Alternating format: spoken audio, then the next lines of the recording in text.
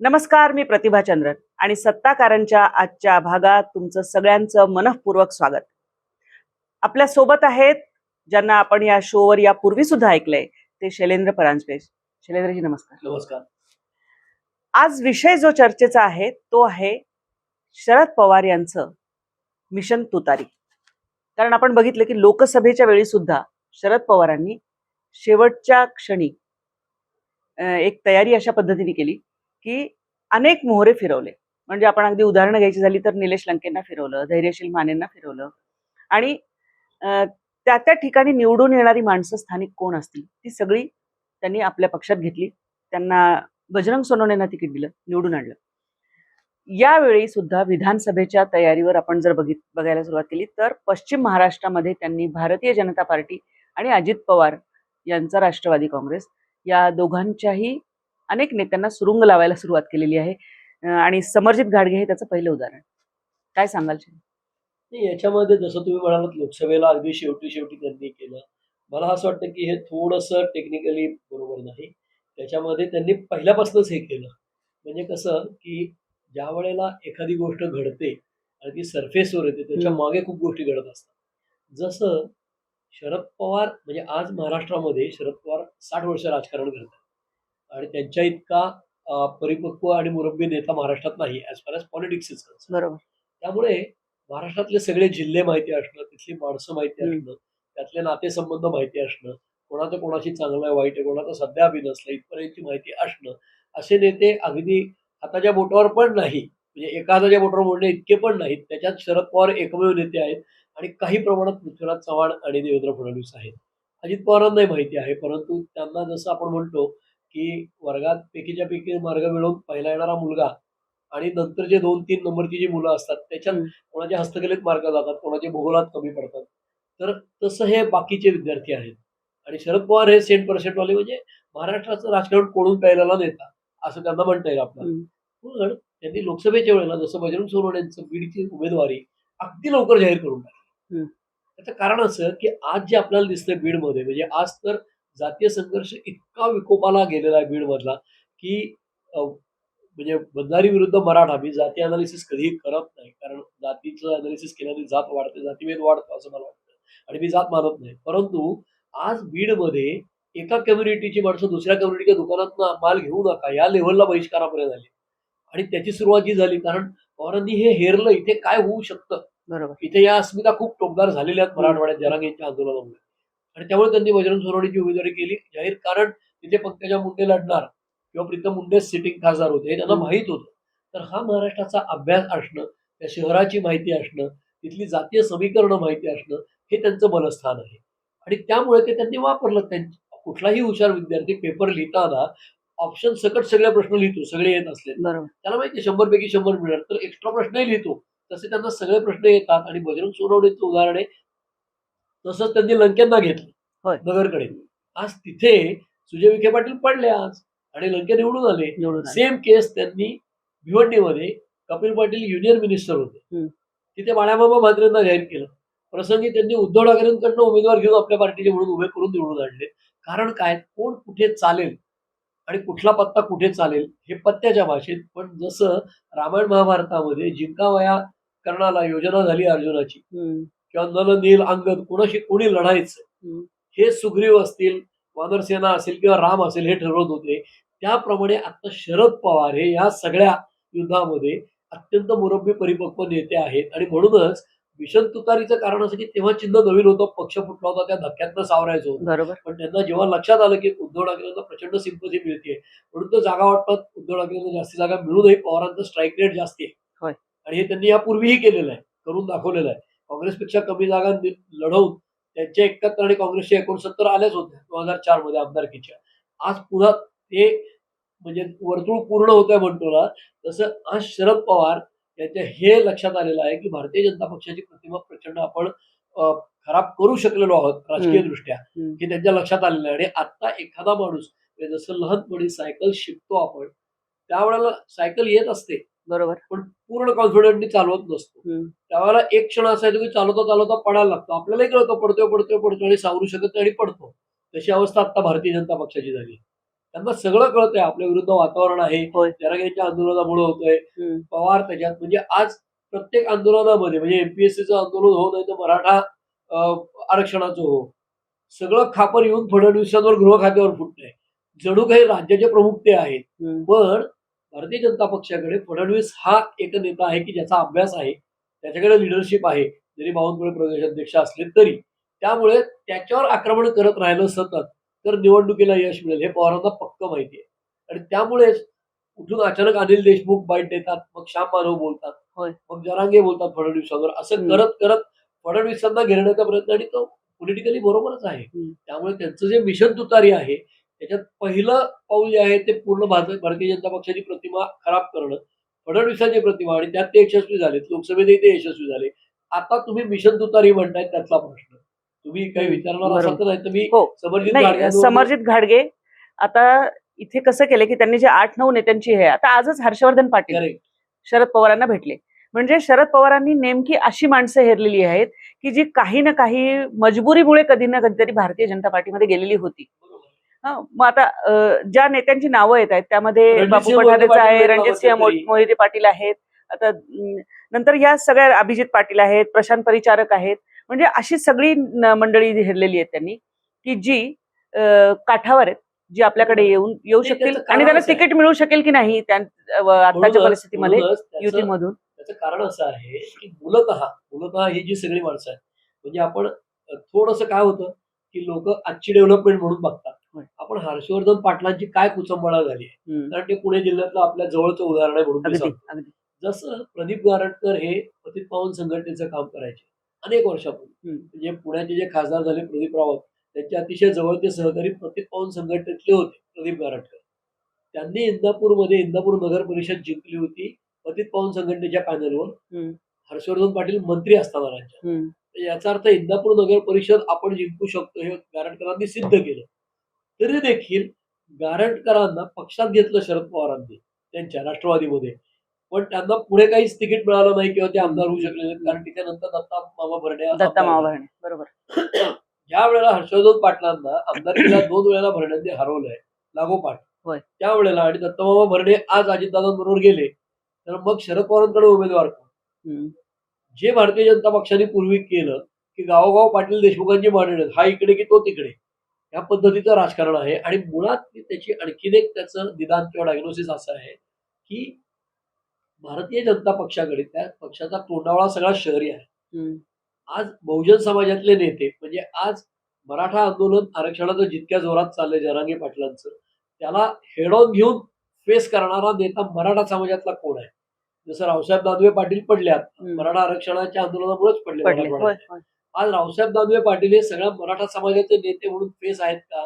ते जाऊन उभे राहिले तर मराठा समाज त्यांच्या मागे येईल का? नाही. नाही येणार. आशिष शेलार मुंबईतला नेता आहे मराठा समाजाचा, हम्म. त्याच्या मागे मुंबईतले तरी सगळे मराठा समाजातले लोक येतील का? विनोद तावडे मराठा समाजाचे आहेत, ते कोकणात नाही येतात. आज त्यांना मुंबईत मतदारसंघ शोधावा लागतो आणि कोकणात त्यांना हक्काचा मतदारसंघ स्वतःचा नर्चर केलेला नाही. त्यामुळे हा जो प्रॉब्लेम आहे तो भारतीय जनता पक्षाची मुळं जी आहेत ती राष्ट्रीय स्वयंसेवक संघातनं आलेले लोक, उजव्या विचारसरणीचे लोक आणि ब्राह्मणी शहरी तोंडाळा असलेला पक्ष, ही प्रतिमा अजूनही त्यांच्यामध्ये शेकडो हजारो कार्यकर्ते आरएसएसचे पण आहेत, अभाविपत असतील, भारतीय जनता पक्षात असतील की जे बहुजन समाजातले आहेत. पण नेतृत्व हाताला दाखवता येईल असं नेतृत्व, फॉर एक्झाम्पल आमदार शिवेंद्रराजे भोसलेंना समजा मुख्यमंत्री पदाचे कॅन्डिडेटच केले, काय होईल? की राजेच मुख्यमंत्री करतो असं म्हटलं तर काय होईल? मला माहित नाही, हे हायपोथेटिकल आहे. राजकारणात जर तरला काही अर्थ नसतो, परंतु त्या स्टेजचा त्या व्यक्तीचा अभ्यास आहे का? म्हणजे उदयन महाराज एकदा घेतले, खासदार झाले, पुढच्या वेळी पडले बाय इलेक्शनला श्रीनिवास पाटलांसमोर. शेवटी त्या व्यक्तीचं कर्तृत्व जास्ती महत्वाचं. तसं आज पश्चिम महाराष्ट्रामध्ये भारतीय जनता पक्षाला उमेदवारही मिळत नाही आमदार केला. त्याचं मुख्य कारण असं की भारतीय जनता पक्षाने पश्चिम महाराष्ट्रामध्ये त्या प्रमाणात काम केलेलं नाही. म्हणजे संघाची रचना असेल पण पक्ष म्हणून उभा राहिलेलं नाही. आणि त्याचं मुख्य कारण असं की पश्चिम महाराष्ट्रातलं मुख्यत्वे राजकारण चालतं ते सहकार आणि संस्था, बरोबर. म्हणजे सहकारी पतसंस्था असेल, दूध संघ असेल, ऊस कारखाना असेल, साखर कारखाना असेल, याच्या भोवतीचं राजकारण आहे. आणि तिथे भारतीय जनता पक्षाचा प्रेझेन्स नाही. आज एखादा शेतकरी भाजपचं काम करत असेल तर तो दूधच घेतलं नाही, ते नाशवंत आहे. तुझा ऊस उशिरा घेतला कारखान्यात, त्याचा उतारा कमी होतो. त्यामुळे तुमची कोंडी करणं सहज शक्य जर तुम्ही विरोधात काम केलं. म्हणून सगळ्या सहकार सम्राट, शिक्षण सम्राट जे आहेत ते बहुतांश काँग्रेस किंवा मूळ काँग्रेस आणि नंतर काँग्रेस एनसीपी असे आहेत. म्हणून पश्चिम महाराष्ट्रात त्यांना उमेदवार मिळत नाही. ज्यावेळेला खूप अँटी इन्कम्बन्सी झाली, 15 वर्ष राष्ट्रवादी आणि काँग्रेसचं सरकार बरोबर. चाललं, मोदींची लाट आली. त्या मोदींच्या लाटेमध्ये अनेक लोक पश्चिम महाराष्ट्रातले आता भाजपकडे जाऊया म्हणून गेले. विजयसिंह मोहिते पाटलांचा मुलगा जो गेला तो त्या कारणानेच गेला. बरोबर. हर्षवर्धन पाटील तर अपक्ष आमदार होते 95 होय. आणि सर्वाधिक बेनिफिट घेतलं. 20 वर्ष सलग मंत्री होते. होय. म्हणजे मनोहर जोशींच्या कॅबिनेटमध्ये होते आणि 3 काँग्रेस एनसीपीच्या कॅबिनेट्समध्ये होते. त्यामुळे ते फारच कर्तृत्वान तसे म्हटले पाहिजेत. पण नंतर ते हरले 14ला. दत्तामामा भरणे 2दा आमदार झाले, एकदा मंत्री झाले. आता ते झाल्यामुळे आज हर्षवर्धन पाटील जातील कुठे? जर दत्ता भरणे जर अजित पवारांचे उमेदवार असतील हो. आणि जर युतीमध्ये ती ती जागा सुटणार जिंकलेली असेल. जागा जर अजित पवारांकडे गेली तर हर्षवर्धन पाटलांपेक्षा चांगला उमेदवार नाही तिथे. म्हणजे परत गारटकर बनणारच आहेत त्या केसमध्ये. राष्ट्रवादीमध्ये राहून ते आता अजित पवारांकडे जातात. त्यामुळे दत्तामामा भरणे जर गारटकरांचं काय हा प्रश्न आहे. असं ठिकठिकाणचं जे स्थानिक नॉलेज किंवा इन्फॉर्मेशन आहे ती पवारांकडे प्रचंड आणि पश्चिम महाराष्ट्रात ते म्हणजे महाराष्ट्रात पळून पाहिलेत पण पश्चिम महाराष्ट्राचा पकड आहे.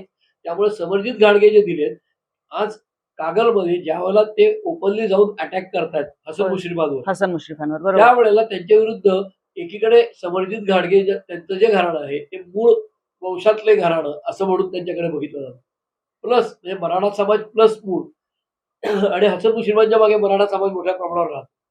म्हणजे त्या मतदारसंघामध्ये जर तुम्ही पाहिलं कागल आणि सगळीकडे तर कागलमध्ये हसन मुश्रीफांना 50-50 मतं पडतील का? आणि 1-2 मतदारसंघ आहेत गडिंग्लज, आजरा किंवा असे की जिथनं प्रश्न येईल. आणि हसन मुश्रीफांची ताकद खूप आहे, करिश्मा खूप आहे, कामही खूप करतात. तेव्हा समरजित घाडगे घेतले तरी ते किती त्यांना म्हणजे त्यांना सोपं नाहीये समरजित घाडगेंसाठी. समरजित घाडगेंना अजिबात सोपं नाही. पण आमच्याकडे उमेदवारच नाही यांच्या विरुद्ध असं होणार नाही. आणि ती ताकद कशाची तर शरद पवारांच्या अनुभवाची, ज्ञानाची आणि मुरब्बीपणाची आहे. आणि 60 वर्ष ते महाराष्ट्रात राजकारण करतात तेव्हा त्यांना तेवढं माहिती असणं हे अपेक्षित आहे. ते मिशन तुतारी आता होत आहे. आणि ठिकठिकाणी म्हणजे मी तुम्हाला आणखीन एक रेफरन्स सांगतो की ज्यावेळेला 122 आमदार निवडून आले भारतीय जनता पक्षाचे 14 साली त्याच्यात 40 ते 45 म्हणजे 1/3 ऑफ देम तर ओरिजिनली काँग्रेस और एनसीपी. तर त्यातले समजा 10-15% 20% म्हणजे त्या 40तले 15-20 गेले तर यांना उमेदवार मिळणार नाहीत पश्चिम महाराष्ट्रात अशी परिस्थिती. आणि ते आता घडताना दिसते ऍक्च्युली. आणि आपण बघितलं की मग बापू पठारे असतील, राहुल देसाई असतील, बबन शिंदे आहेत, मदन भोसले, म्हणजे ज्यांची ज्यांची चर्चा होते. यामध्ये आणखी एक महत्वाचं गणित असं आहे की कुठे ना कुठेतरी या सगळ्या नेत्यांना युती आणि आघाडीमध्ये जागा कोणाला मिळणार, ती जागा कुठल्या पक्षाच्या वाटेला जाणार. म्हणजे मुळात जागा वाटप हा जो मुद्दा आहे हा दोन्हीही आघाड्यांसाठी डोकेदुखी ठरणार आहे. त्याचं कारण असं की ज्या वेळेला लोकसभेसारखा मतदारसंघ असतो मोठा 20 लाखाचा त्यावेळेला निवडून यायची क्षमता हा जर निकष असेल तर फार कमी लोक असतात. म्हणजे राजू शेट्टी अपक्ष निवडून आले तर अशा प्रकारची क्षमता कमी लोकांची असते कारण लोकसभेला मतदारसंघच खूप मोठा असतो. पक्ष चिन्ह आणि याच्यावर जसं आपल्याकडे पालिका निवडणुकीला प्रभाग रचना केली जर 4-4 वॉर्डचा एक प्रभाग केला 3 वॉर्डचा एक केला तर आपल्याकडे ज्याला आपण इन कोर्ट्स पेपरवाले वाढायचो कोयता घ्या किंवा अंडरवर्ल्ड किंवा गुंड समाजात समाजकंटक किंवा ज्यांचं हिस्ट्री शीटर आहे त्या लोकांचा प्रभाव छोट्या लोकसंख्येवर जास्ती असतो. वॉर्ड छोटा असेल प्रभाग केला तर चिन्हावर निवडणूक होते. म्हणून भारतीय जनता पक्ष राज्यात सत्तेवर असेल तर त्यांनी प्रभाग केले तर आपल्याला यापूर्वी घडताना दिसलंय.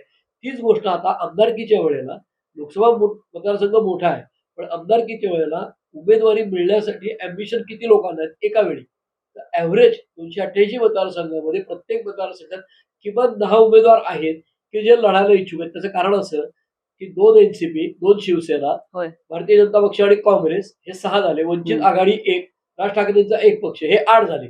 आणि प्रत्येक पक्षातले मिळाल्यामुळे असंतुष्ट जसं इंदापूरमध्ये गारटकर आहेतच आणि भरणे सिटिंग आहेत, हर्षवर्धन आहेत की जे महायुतीचा भाग आहेत पण त्यांना मिळेल की नाही शंका आहे. त्यामुळे तिथे महायुतीचे 3 आहेत तर त्यातला एखादा तिकडे जाईल. असं प्रत्येक ठिकाणी 8 पक्षांचे 8 इच्छुक आणि 1-2 बंडखोर असे 12-14 लोक इच्छुक असणार आहेत प्रत्येक मतदारसंघात. त्यामुळे यावेळेला बंडखोरी फाटाफूट गोष्टी खूप होणार. आणि शिवाय मनोज जरांगे पाटील कुठली भूमिका घेतील कारण आता जरी म्हणत असले की आम्ही उमेदवार उभे करणार स्वतंत्र पवार ते होऊ देतील अशी शक्यता थोडी कमी आहे. नाही त्याच्यामध्ये कसं आहे की मला वाटत नाही की मनोज जरांगे पाटील सगळीकडे उमेदवार उभे करतील. जसं राज ठाकरेंनी आता दौरे केले ते कुठले केले तर मराठवाड्यात ते गेले त्यांनी चर्चाही केली जरांगेंच्या आंदोलकांची ते विदर्भात गेले. आता राज ठाकरेंचा जो दौरा आहे तो मला स्वच्छपणे वाटतं म्हणजे त्याचे काही आपल्याकडे लेखी पुरावे नसतात. हम्म, पण राज ठाकरेंसारखा नेता आज गेला आणि त्याने अंगावर घेतले हे, हम्म, तर थोडंसं कुशनिंग मिळेल महायुतीला. हम्म, म्हणूनच त्यांना दौरा करायला सांगितलं काय अशी मला शंका आहे. त्याचं कारण असं की लोकसभेच्या निवडणुकीला बीडमध्ये देवेंद्र फडणवीसांना प्रचाराला येता आलं नाही. आज काही लोक असं म्हणतायत, काही आपले पत्रकार मित्र किंवा विश्लेषक, हम्म, की बीडमध्ये मोदींची सभा झाल्यामुळे पंकजा मुंडे हरल्या. इथपर्यंत म्हणजे हम्म. एकेकाळी जो ब्रँड मोदी किंवा मोदींची लाट होती, तो ज्यावेळेला लायबिलिटी व्हायला लागतो. जर तुम्ही मोदींच्या लाटेवर 14 साली निवडून आलात, 19ला पुलवामा आणि सर्जिकल स्ट्राईक पुढे बरोबर. आलात, तर त्याचा अर्थ ही सगळी सूज आहे. ही तुमची व्यायामाची ग्रोथ नाहीये किंवा तुमचं स्नायू बळकट झालेले नाहीये. ही सूज आहे. सूज कधीतरी जातेच. तसं 14 आणि 19ची निवडणूक ही नॉर्मल ऑर्डिनरी इलेक्शन म्हणून आपण लोकसभेची बघू शकत नाही. कारण 14ला मोदींची लाट होती आणि 19ला किती नाही म्हटलं तरी पुलवामा आणि सर्जिकल स्ट्राईक, देश धोक्यात, देशप्रेम या लाटेचा परिणाम होत आहे. आपल्याला मान्य करावं लागतं. आणि ज्या वेळेला ती मोदींची लाट किंवा करिश्मा फिजर आउट होईल, त्यावेळेला महाराष्ट्रात सुद्धा बीजेपीला प्रचंड कष्ट करावे लागतील. कारण मूलतः राष्ट्रवादी काँग्रेस, बीजेपी आणि शिवसेना म्हणजे त्याची आता 2-2 पक्ष झाले. बरोबर. त्या 4 मुख्य पक्षांची ताकद प्रत्येकी 60-70 जागांची आहे. म्हणजे तुम्ही हिस्ट्रीत काढून बघा. अगदी. म्हणजे कायम या शरद पवारांचे सर्वाधिक आमदार 71 आले. होय. त्यामुळे 100-150 म्हणजे 122 बीजेपीचे मग त्या मानाने 122 जे आले होते ते BJP च्या मोदी लाटेत. लाटेमध्ये आले नंतर होते पुढे मोदींच्या. पुढच्याही आणि निवडणुकीत ते पुन्हा 105-106ला जे आले, 105, आता 103 आले म्हणजे बाय होय, इलेक्शन मध्ये होय, काही होय. हरून त्याच्यामध्ये सर्जिकल स्ट्राईक आणि याचा परिणाम आहेच ना, किती नाही म्हटलं तरी. त्यामुळे हे सगळं लक्षात घेतलं तर मला हे कायम वाटतं की आत्ताच्या निवडणुकीनंतर कदाचित भारतीय जनता पक्ष त्या 60-70 मध्ये येईल का काय 100 वरून. आणि अशा अनेक शक्यता आहेत. म्हणजे त्याच्यामध्ये विदर्भामध्ये म्हणजे काँग्रेस, मी पुन्हा पुन्हा म्हणतो आपल्या सगळ्या चर्चांमध्ये की आत्ताच सांगता येत नाही विधानसभेला का होईल. त्याचं मुख्य कारण असेल की जर काँग्रेसने एकट्याने स्वबळावर विधानसभा लढली तर मला आश्चर्य वाटणार नाही. त्याचं मुख्य कारण असं की त्यांना शरद पवार काय काय करतात हे माहिती आहे. अगदी. दुसरी गोष्ट, विदर्भामध्ये आज लोकसभेच्या 2 जागा फक्त महायुतीला मिळाल्या. एक गडकरींची आणि एक अकोल्याची, संजय देशमुखांच्या बरोबर. मुलाची. संजय देशमुख आहेत ना, होय. अकोल्याची, त्यांच्या होय. मुलाची. धोत्रे. संजय धोत्रे, धोत्रेंच्या, सॉरी, हा. संजय धोत्रेंच्या मुलाची.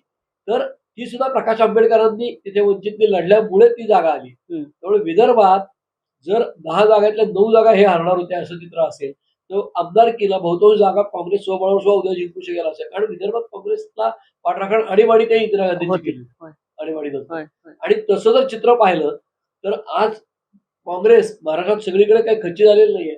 विशाल पाटलांनी हे सांगलीत सिद्ध केलंय. कोल्हापूरमध्ये काँग्रेसची रूट्स आहेत, पश्चिम महाराष्ट्रात आहेतच, कोकणातही आहेत, मुंबईतही आहेत. आणि जर रिज्युनेट झाली, काँग्रेस कधीही मरत नाही. विठ्ठलराव गाडगीळ म्हातारीचं उदाहरण द्यायचे की काँग्रेस संपणार नाही, कधी संपत नाही, ती परत उभी राहते. तसं जर झालं आणि काँग्रेस एकटे लढले तर हे फार एक्झॅजरेटेड वाटेल. काँग्रेस लोकसभेसारखा परफॉर्मन्स केला तर स्वबळावरही निवडून येऊ शकते. अर्थात लोकसभेसारखे लोक विचार करत नाहीत नाही विधानसभेला. करत. हा. काय होईल हे सांगणं अत्यंत अवघड आहे. त्यामुळे महायुती, महाविकास आघाडी राहतील का? राज ठाकरे सगळ्या जागा लढतील का? का ते महायुतीचाच भाग होतील? जरांगे लढवतील का नाही? हे सगळे प्रश्न नंतरचे. पण शरद पवारांच्या मिशन तुतारीमध्ये अर्थात ते सगळे लोक ज्यांना येऊ शकतात ते माहिती आहे, ते निश्चितपणे घेतील. हाच प्रयोग ते मुंबईतही करतील, कदाचित कोकणातही करतील. कोकणातही करतील. आणि विदर्भामध्ये सुद्धा त्यांनी अनिल देशमुखांना फडणवीसांच्या विरुद्ध झुंजवण्यासाठी एक प्रकारे तयारीच सुरू केली असं म्हणावं लागेल.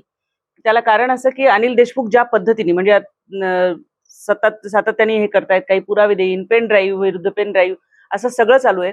या सगळ्यामध्ये एक तयारी की फडणवीस हे टार्गेट आहे यावेळी. बरोबर आहे. त्याचं आणि कारण असं, आघाडीचं बारामतीमध्ये येऊन तुम्ही शरद पवारांना संपवायची भाषा करता. होय. तर शरद पवार अतिशय धूर्त आणि हुशार राजकारणी आहे. त्याची कुठलीही भाषा न करता शांतपणे फडणवीस पडले हे लोकांना दाखवून देतील आणि त्यांची तयारी चालू असेल. आता ते पडतील का नाही हा वेगळा विषय. बरोबर. परंतु ते बोलणार नाहीत. जसं सुप्रिया सुळेंनी एक विधान मागच्या आठवड्यात केलं होतं की हवा का रुख बदल रहा है. तर ती हळूहळू कशी हवा बदलायची याचं तंत्र आहे. आणि जसं मोदी लाट आणली गेली 14ला, त्याच प्रकारे शेवटी राजकीय परिपक्वता म्हणजे राजकारणामध्ये मुख्य विचार पॉलिटिक्स हाच आहे ना. जसं नांदेडमध्ये AIMIM खूप वाढलं होतं 10-15 वर्षापूर्वी, त्यांचं स्थानिक निवडणुकीला बहुमत आलं. पण नंतर त्यांच्या नगरसेवकांमधले निम्मे नगरसेवक अशोक चव्हाणांनी फोडले. आणि जेव्हा कॉर्पोरेशनच्या निवडणुका झाल्या 14 नंतर, की ज्या फडणवीसांनी फार पिंपरी चिंचवड आणि पुण्याची पालिका जिंकली 17 साली, त्यावेळेला अशोक चव्हाणांनी नांदेड राखण्यात यश मिळवलं. त्याचं मुख्य कारण काय, तर नांदेडचं लोकल पॉलिटिक्सचं नॉलेज जे आहे ते अशोक चव्हाणांचं जास्त आहे. त्यामुळे सगळीकडे तिथला मुख्य राजकारणी नेता जो आहे त्याचं मुरब्बी पण, आणि ते आज काँग्रेसकडे मोठ्या प्रमाणावर नेते. जसं लोकसभेला मोदींच्या करिश्म्यावर आणि प्रचारामुळे तुम्ही निवडून येणार, आणि काँग्रेसचे आले 13 ते त्यांच्या स्ट्रॅटेजीमुळेच आलेत. असं नाहीये फक्त राहुल गांधीच्या सभा आहेत. त्या ठिकाणी अमरावतीसारख्या ठिकाणी यशोमती ठाकूर लढतील, इकडे विशालची निवडणूक विश्वजित कदम आणि ते करतील. असं डिस्ट्रीब्युशन ऑफ लेबर करून डिसेंट्रलाइज पद्धतीने काँग्रेस लढली. कारण त्यांच्याकडे स्थानिक, जसं कोल्हापुरात सतेज पाटील आहे, सतेज पाटील. तर बंटी पाटील हा यशाचा शिल्पकार आहे होय, असं तिथे होय. म्हणतात. त्याचं कारणच आहे की स्थानिक नेतृत्व जे आहे ते प्रभावी असल्यामुळे ते काम करायला झटायला लागल्यामुळे काँग्रेस रिज्युनेट झाली, तर त्यांना आता यश मिळू शकतं. अगदी बरोबर आहे.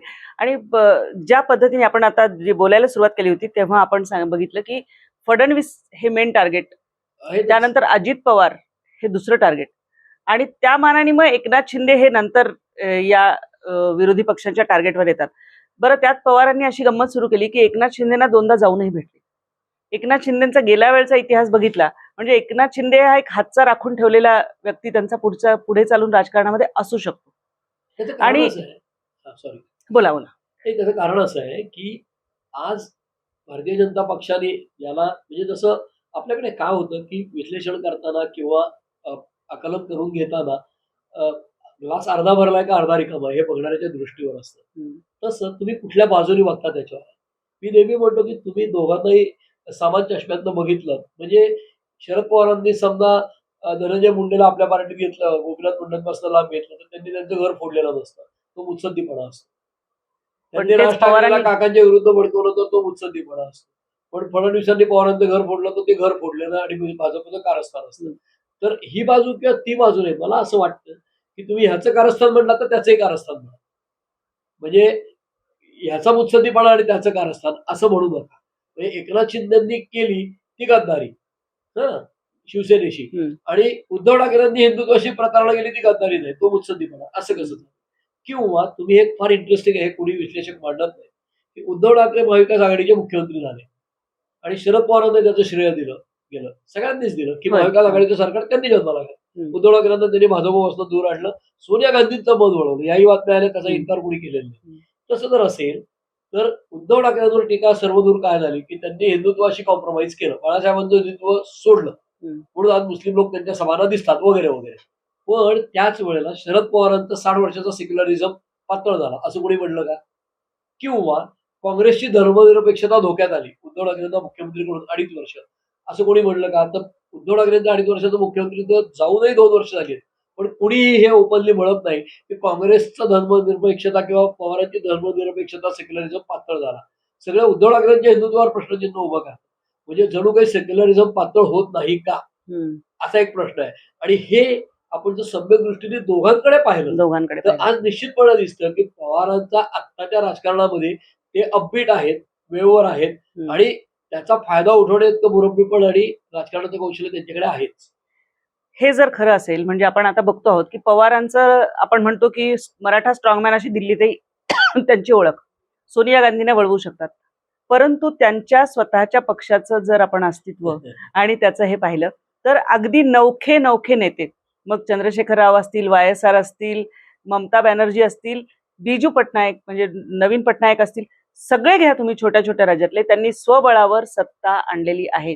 पवारांचा पक्ष हा नेहमी तिसऱ्या किंवा दुसऱ्या स्थानावरही अपवादाने होता. त्याच्यामध्ये मला बऱ्याचदा सगळे विश्लेषक ही तुलना करतात, म्हणजे विशेषतः पवारांचे टीकाकार. परंतु म्हणजे मी देखील ही टीका पण ही केलेली आहे. वस्तुस्थिती आहेच ना. नाही, दोन गोष्टी अशा आहेत की त्याला इंग्रजीत छान टर्म आहे, कम्पेअरिंग अनकम्पेरेबल्स अशी. म्हणजे म्हणजे एक राज्य मी माझ्या जीवावर निवडून आणलं, म्हणजे ममता बॅनर्जींनी एकदा निवडून आणलं सरकार, तेव्हा CPMचा पराभव केला आणि त्यांना बेंगॉल टायग्रेस म्हटलं गेलं. ऍसिड हल्ला त्यांच्यावर 3 झाला. वेळा निवडून आणलं. पहिल्यांदा त्यावेळेला वेस्ट बेंगॉलमध्ये त्यांनी कम्युनिस्टांचं रेजिम घालवलं आणि नंतर त्या दोनदा निवडून आल्या. त्यावेळेला त्यांनी मोदींचा पराभव केला. केजरीवालांनी मोदींचा पराभव केला आणि पंजाब पण निवडून आणलं आणि दिल्ली आणलं. तर आता दिल्लीचा आकार लक्षात घेतला, किंवा चंद्रबाबू नायडूंनी दोनदा सरकार आणलं स्वबळावर. आज तेलुगू देशम किंवा तामिळनाडू, म्हणजे आंध्र किंवा तामिळनाडू या राज्यांचं पॉलिटिक्स जे आहे ते कल्ट पॉलिटिक्स आहे. म्हणजे आजही आंध्र प्रदेशमध्ये, मी ईटीव्हीत काम केलं, दिल्लीत ईटीव्हीत काम केलं म्हणून सांगतो की आजही आंध्र प्रदेशमध्ये तुम्ही खेडोपाडी गेलात तर कदाचित तुम्हाला एन.टी. रामारावांचे अर्जुनाच्या वेशातले बाळ फोटो मारतात दिसतील. असे अगदी. फोटो त्याला हार घातलेला दिसतात. दक्षिणेत ते आहेच हो, म्हणजे. कारण हो. तिथे ते देव करतात त्या अगदी, नेत्याला. अगदी. त्यामुळे चंद्रबाबू 10 वर्ष मुख्यमंत्री होते, निवडून आले आणि त्यांचं ते कर्तृत्व आहे, बरोबर आहे. किंवा तुम्ही नवीन पटनायकांचं म्हटलात, तर नवीन पटनायक हा असा मुख्यमंत्री आहे, की जो वडिलांची पुण्य होती. बिजू पटनायक हे आहेच. लिजेंडरी होय, लीडर. होय. त्यांचा चिरंजीव म्हणूनच ते आले. पण तो एकमेव मुख्यमंत्री आहे भारतातला, की ज्याला त्याच्या प्रदेशाची भाषा येत नव्हती. उडियाच येत नव्हती त्यांना. पूर्ण विलायतेतनं आले होते आणि तरीही लोकांचं त्यांच्यावर प्रेम होतं. कारण ते कर्तृत्व त्यांनी गाजवलं. तसं शरद पवारांची या नेत्यांची तुलना करावी असं मला वाटत नाही. त्याचं कारण असं, की महाराष्ट्रामध्ये एकहाती सत्ता, कारण महाराष्ट्राची जी लोकसंख्या आहे, म्हणजे एकूण आपण देशाच्या लोकसंख्येच्या 1/10 असतो किंवा उत्तर प्रदेश पूर्वी 85 लोकसभा होत्या जागा, आज 80 आहेत. त्यातनं दुसरं राज्य झाल्यावर. आज महाराष्ट्र दुसऱ्या स्थानावर आहे 48 लोकसभेच्या जागा. 48 जागा आहेत. 288 सीट्स आहेत. त्या ठिकाणी एकहाती सत्ता आणणं इतकं सोपं नाही. तसं कर्नाटकचं स्ट्रक्चर वेगळं आहे, तिथलं पॉलिटिक्स वेगळं आहे. म्हणजे वक्कलिगाचं पॉलिटिक्स किंवा असं. तसं महाराष्ट्रातलं जे राजकारण आहे, पश्चिम महाराष्ट्राचं वेगळं आहे, विदर्भाचं वेगळं आहे, कोकणातलं पुन्हा वेगळं आहे. तर हा सगळा जर विचार केला, तर ही टीका पवारांवर जरूर करता येईल, की एकहाती सत्ता त्यांना आणता आली नाही. त्यांचे सर्वाधिक आमदार किती आले तर 71. पण ते लढतायत कोणाशी? आज ते काँग्रेसचाच भाग होते. आज काँग्रेसही तितकी स्ट्रॉंग आहे महाराष्ट्रात. जनसंघ नावाचा जुना पक्ष आज स्ट्रॉंग झालाय देश पातळीवर. आणि शिवसेना ही बॉम्बेची रिजनल पार्टी पण स्टेट लेव्हलची पार्टी झाली. त्यामुळे जो केकचा किंवा शेअर माझ्याकडे येणार आहे, तो किती येणार आहे? तो साधारण 25%. हे मी पुन्हा पुन्हा सांगत आलो, की शरद पवारांचा पक्ष असेल, जेव्हा जेव्हा शरद पवार काँग्रेसमध्ये होते, तेव्हा काँग्रेस सहज सत्तेवर येतच होते महाराष्ट्रात. पहिल्यांदा सत्ता गेली 95 साली. ती खूप अँटी इन्कम्बन्सी पवारांची प्रतिमा बलित केल्यावर. मग पुढे राष्ट्रवादी स्थापन झाला. आज राष्ट्रवादी आणि काँग्रेस एकत्र राहत होते तेव्हा निवडून येतच होते सत्तेवर. 15 वर्ष सरकार होतच त्यांचं. पण ज्या वेळेला भारतीय जनता पक्ष केंद्रात स्ट्रॉंग झाला, शिवसेनाही थोडी वाढली, त्यावेळेला ते सत्तेवर आले. त्यामुळे आजही चारही पक्षांची ताकद साधारण 25% आहे. त्याच्यात तो फरक इकडे-तिकडे होईल. म्हणजे आज तुम्ही बघा 2 निवडणुका मागच्या 14 आणि 19. काँग्रेसची आमदार संख्या किती होती? 41 आणि 44. 44. 14 ला 41 नंतर 44. यांची पण किती काँग्रेसचा होती? 56, देशभरामध्ये 54. ऑल टाइम लो चालू होता. हां, म्हणून त्या काळात 41-44 आहे. याचा अर्थ काँग्रेस वाढू शकते. आणि मला पुन्हा पुन्हा तेच वाटतं, की लोकसभेचं यश आज सगळे विश्लेषक नंतर तोंडावर पडतात. अनेकदा आपण म्हणतो लोकसभेसारखा विचार लोक विधानसभेला करत नाहीत. कदाचित ही निवडणूक पहिली असू शकेल, की जेव्हा विधानसभेलाही लोकसभेसारखा निर्णय लागू शकतो. इथपर्यंत होऊ शकतो. सांगता येत नाही, माहित नाही मला. पुन्हा मिशन तुतारीवर. तर त्या दृष्टीने पवारांनी जे प्रयत्न सुरू केलेले आहेत, की आंदोलनं करणे, म्हणजे आता आपण बघितलं की जेव्हा कोर्टाने न्यायालयाने म्हणजे बदलापूर प्रकरणानंतर जे आंदोलन होतं, बंदची हाक होती. न्यायालयाने जेव्हा आदेश दिले तेव्हा आंदोलनं झाली, वेगळ्या पद्धतीने झाली पण झाली. या सगळ्याचा केंद्रबिंदू हा म्हणजे एकनाथ शिंदेच्या ऐवजी देवेंद्र फडणवीस हाच आहे. पण त्याच्यामध्ये आहे ना, शरद पवारांनी यावेळेला काय केलं, की ते पुन्हा विधानसभेची तयारी. त्यांना हे पण कदाचित कुठेतरी बॅक ऑफ द माइंड असणार. म्हणजे पवार हे फारच मोठे नेते आहेत. त्या दृष्टीने, की काँग्रेस एकटी लढू शकते हे त्यांना माहिती आहे. त्यामुळे आत्ता शिवसेना म्हणजे उद्धव ठाकरे आणि नाना पटोले या दोघांनी प्रेस कॉन्फरन्स घेऊन आम्ही उद्या बंद करणार असं म्हणाले. न्यायालयाचा निकाल आल्यानंतर सुद्धा सकाळी म्हणजे न्यायालयामध्ये गुणरत्न सदावर्ती गेले. अर्थात त्यांचे बोलायचे धनी कोण कोण आहे आहेत सगळ्यांना माहिती. बरोबर. त्यामुळे सदावर्ती कोर्टात गेले. हायकोर्टाने सांगितलं, की यापूर्वीच आम्ही निर्णय दिलाय, की कुठलाही राजकीय पक्ष बंद पुकारू शकत नाही. त्यामुळे हा पुकारलेला बंद बेकायदेशीर आहे. ते झाल्यावर सरकारची जबाबदारी आहे तो कसा बंद होणार नाही हे बघायची. असं लक्षात आल्यानंतर शरद पवारांनी काही भूमिका लगेच जाहीर केली नाही. उद्धव ठाकरेंनी प्रेस कॉन्फरन्स घेऊन सांगितलं आम्ही बंद करू. त्यांनी लोकल बंद ठेवायचं आवाहन केलं, कारण ते केंद्र सरकारचे असतात रेल्वेज म्हणून. आणि बेस्टचे लोक आमचे संपात सहभागी होतील, कारण बेस्टची संघटना शिवसेनेची आहे. आणि त्यांनी सांगितलंय आम्ही बसेस बाहेर काढणार नाही. त्या कामगार नेत्यांनी बसेसच्या बस सगळे बेस्टच्या. त्यानंतर नाना पटोलेंनी सांगितलं, की आम्ही उद्या बंद करू. त्यानंतर शरद पवारांनी दुपारी ट्विट केलं आणि म्हणजे एक्स वरती हल्ली येतं. त्याच्यात त्यांनी काय म्हणालंय, की संविधानाच्या विरोधात आहे हा बंद. त्यामुळे आपण तो करता कामा नये या स्वरूपाचं त्यांनी मत प्रदर्शित केलं. त्यांनी तेवढंच मत दिल्यानंतर या दोघांनाही भूमिका बदलावं लागलं आणि बदलावी लागली. त्यांनी विधित महाविकास आघाडी पुन्हा मी केंद्रबिंदू आणि मला राजकारण करतो हे सिद्ध केलं. दुसरीकडे लोकांनाही हल्ली बंदचा तिटकार आहे. लोकांनाही राग येतो. लोकांचं जनजीवन जर विस्कळीत झालं, मुंबईसारख्या ठिकाणी लोकल बंद राहिलं, काय होईल? दगडफेक झाली तर काय होईल? एक बदलापूर 5-6 तास बंद होतं तर 5 लांब पल्ल्याच्या ट्रेन रखडल्या होत्या. त्याच्यात ते माणसंच असतात, की सगळी माणसं तुमच्या विरोधात जातात. आणि हे पवारांना पक्क माहिती असल्यावर त्यांनी ते ट्विटरवरनं किंवा एक्सवरनं पाठवलं की हे संविधानाला धरून नाही, आणि मग ते आंदोलन 1 तासाचं झालं. आणि ते करण्यात शरद पवारांचाच रोल महत्वाचा. त्यांनी विदिन महाविकास आघाडी मीच किंग आहे किंवा मोठा आहे हे या दोघांनाही सांगितलं, पटोले किंवा उद्धव ठाकरे किंवा त्यांच्या नेत्याने, की बरोबर. महाराष्ट्राचं राजकारण मीच ठरवणार आहे. आणि एकीकडे सरकारलाही इशारा दिला की मी प्रसंगी आंदोलनही करू शकतो, अस्वस्थताही करू शकतो आणि प्रसंगी शांतही करू शकतो. शांतही करू शकतो. याच्यात एक गंमत आहे बरं का, की शरद पवार म्हणजे महाविकास आघाडी आणि महायुती असं जर आपण बघितलं तर निसंशय आपण जे ज्येष्ठ नेते सगळं माहिती म्हणतो, तर शरद पवार हे वयाने ज्येष्ठ आहेत, अनुभवाने ज्येष्ठ आहेत आणि महाविकास आघाडीला किती म्हटलं तरी त्यांचा अंतिम शब्द असूच शकतो.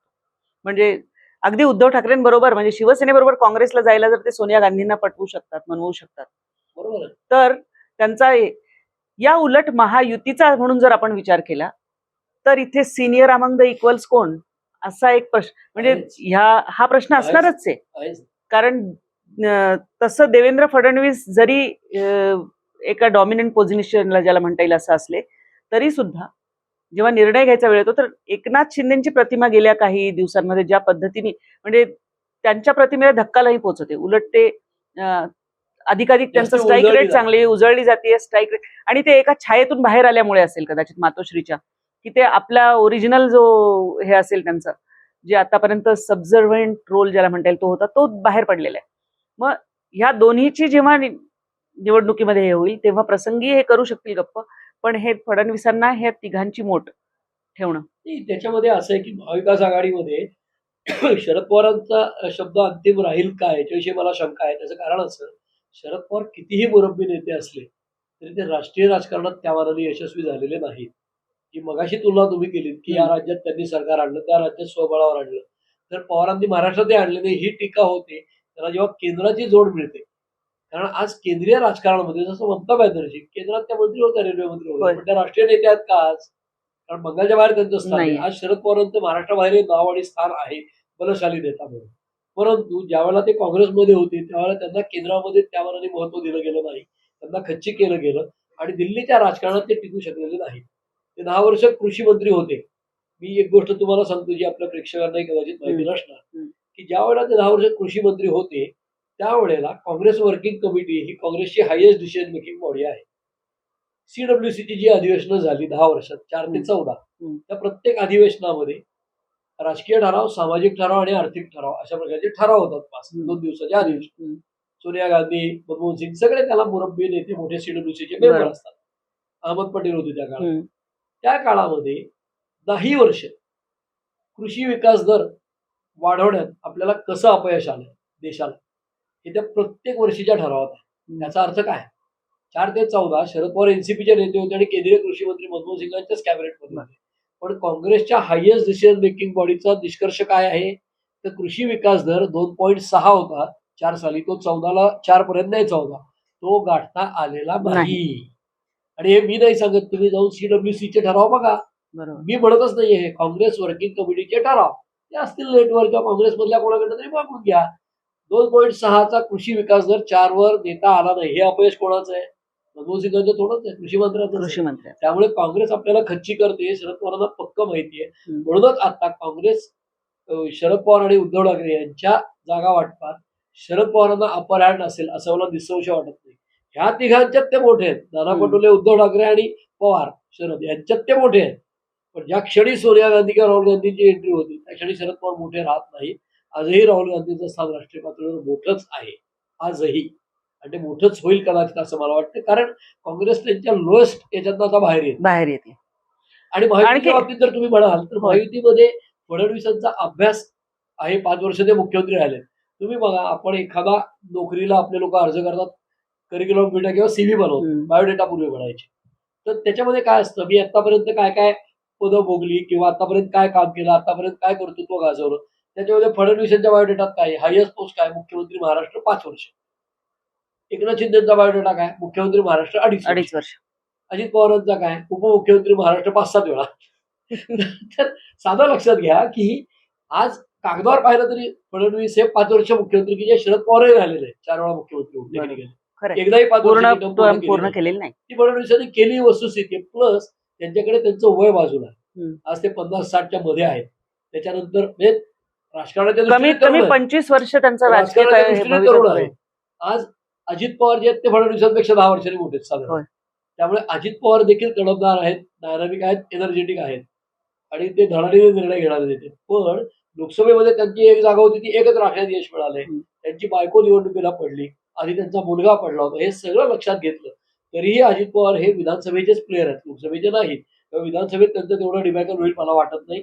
दुसरं म्हणजे अजित पवार, फडणवीस आणि एकनाथ शिंदे या तिघांनाही माहिती आहे की फडणवीस हा त्यातल्या त्यात हुशार नेता आहे, आपल्या दोघांनाही माहिती आहे. एकनाथ शिंदेना हे माहिती की अजित पवार आपल्यापेक्षा हुशार आहे, फडणवीस हे मोठे आहेत, हे हुशार आहेत.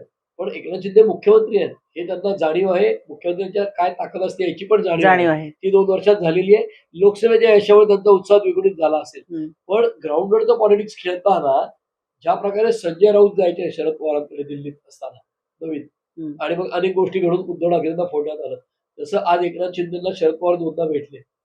त्यामुळे ते या दोघांपासून लाभ देतात का एकनाथ शिंदेना, त्यांच्या काही अम्बिशन वाढवतात का, अरे तू 2.5 वर्षाचाच मुख्यमंत्री होशील, हे तुला थोडंच परत करणार आहे. भारतीय जनता पक्ष राष्ट्रवादीवरचा मोठा पक्ष आहे आणि तुझे तेवढे आमदार थोडे देणार आहेत. भारतीय जनता पक्षाचे 100 आहेत, ते कमी जागा थोडंच लढणार आहेत. त्यामुळे उद्या तुझे कमी आले तर मुख्यमंत्री होणार नाहीस, माझ्याकडे आला असं तुला करतो, असं काही आम्ही दाखवलं तर माहित नाही. आणि राजकारणात काहीही अशक्य नसतं. त्यामुळे आज मी तिला महायुतीमध्ये स्थानिक पातळीवर एकनाथ शिंदे मुख्यमंत्री आहेत, त्यांच्या नेतृत्वाखाली निवडणूक लढणार हे जाहीर केलंय भारतीय जनता पक्षाने, तेव्हा त्यांच्याच नेतृत्वाखाली लढतील. पण बॅक ऑफिसचं सगळं जे काम असेल त्यात फडणवीसांचा से जास्ती असेल आणि ते बऱ्याचशा गोष्टी निर्णायक पद्धतीने ठरवतील. अजित पवारांचा जो डोमेन आहे पश्चिम महाराष्ट्र किंवा इकडे सगळीकडे त्यांना त्यांचा से राहील. पण एकनाथ शिंदेंना आपलं स्थान मुख्यमंत्रीपद असलं तरी राजकीयदृष्ट्या काय याची जाणीव आहे. आणि वर जसं सोनिया गांधी आल्यावर शरद पवार तितके मोठे राहत नाही, तसंच अमित शहा आणि मोदींची एंट्री होते त्यावेळेला फडणवीस, शिंदे आणि अजित पवार हे तितके मोठे राहणार नाही निगोसिएशन्स मध्ये. त्यामुळे महायुतीच आघाडी राहतील का, अजित पवार स्वतंत्र लढतील का, राज ठाकरे लढतील का, ह्यांच्या बरोबर येतील, काँग्रेसच एकटी लढेल का, हे सगळे त्यावेळेचे प्रश्न आहेत. कदाचित महिनाभरात क्रिस्टलाइज व्हायला लागेल. आपण महाराष्ट्राच्या राजकारणाची एक साधक बाधक विविध अंगाने चर्चा ऐकत होतो. यामध्ये मिशन तुतारीसाठी शरद पवारांनी जी तयारी सुरू केलेली आहे आणि जे नेते काठावरचे आहेत, खास करून भाजप आणि अजित पवार गटातले, त्यांना ज्यांच्यामध्ये जिंकण्याची क्षमता आहे, ज्यांच्यामध्ये स्थानिक राजकारणामध्ये कुरघोडी करून वर राहण्याची क्षमता आहे, असे बरेचसे नेते गळाला लावण्याचा त्यांचा जो प्रयत्न चालू आहे, थोड्याच दिवसात आपल्याला स्पष्ट होईल की यातले किती नेते तिकडे जातात, त्यांना तिकीट मिळतंय, काय होतंय आणि पुढे काय होणार आहे. खरंच यावेळची निवडणूक खूप अनाकलनीय अशीच असणार आहे हे आपल्याला निसंदिग्धपणे सांगायला लागेल. एक मात्र खरं की पवारांनी पुन्हा एकदा जोरदार तयारी आपल्या पक्षाची या आधीची जेवढी जागा होत्या त्यापेक्षा अधिक आणण्यासाठीचे प्रयत्न हे सुरू केलेले आहेत. एक सूर आणखी पण निघतोय की महिला मुख्यमंत्री पहिल्यांदाच करायचा प्रयत्न होऊ शकतो. आणि पवारांना कधी ना कधीतरी निश्चितच वाटणार की म्हणजे 2004 मध्ये त्यांच्या पक्षाला तसं म्हटलं तर मुख्यमंत्री पदाची संधी होती, म्हणजे अजितदादांची ती पण एक खतखत नाराजी आहे. पण यावेळी मग तो प्रयत्न होऊ शकतो का, पुढे आपल्याला सगळं कळणारच आहे. या आणि अशा स्वरूपाच्या चर्चेसाठी ऐकण्यासाठी तुम्ही आमचा जो कार्यक्रम आहे सत्ता कारण तो अवश्य बघा. तुमच्या कमेंट्स काय, तुम्हाला काय वाटतं, या चर्चेमधला कुठला मुद्दा तुम्हाला खटकतो का, किंवा त्याला पूरक असं तुम्हाला काही जर वाटत असेल तर ते निश्चितपणे कमेंट बॉक्समध्ये आम्हाला कळवा. तुर्तास शैलेंद्रजी तुमचे खूप खूप आभार आणि आम्ही तुमची रजा घेतो. नमस्कार.